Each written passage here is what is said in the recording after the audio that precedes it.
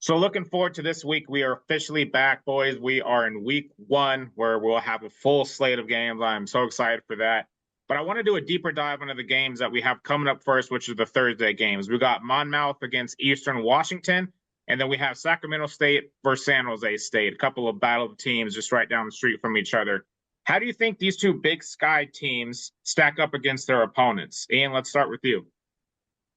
Yeah, and I'll start with the Eastern game. The big thing I'm going to be looking at is how Eastern's run defense is going to perform. That's been a really big issue for them each of the last 2 years. It's been a huge contributing factor into both of those losing seasons.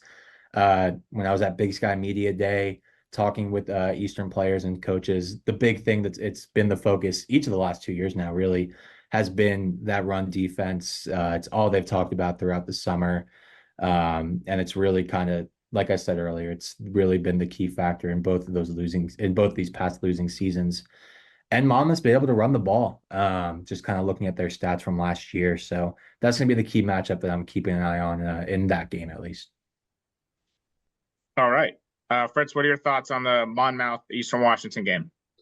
I don't have a whole lot of thought about it because I was kind of studying MSU and U of M, but I think Eastern really needs to have a turnaround season. They've been kind of trending down, which is not what Eagles fans are used to, not what I'm used to. I'm used to having Eastern being really good and be a foil for the Cats and Grizzlies, and they're coming off a couple bad years, or at least down years. So I look for them to start getting things right by beating an FCS team that doesn't really have the scholarship level of the Big Sky Conference. So I think Eastern's got to be favored, and I think they'll win. Mark, what are your thoughts?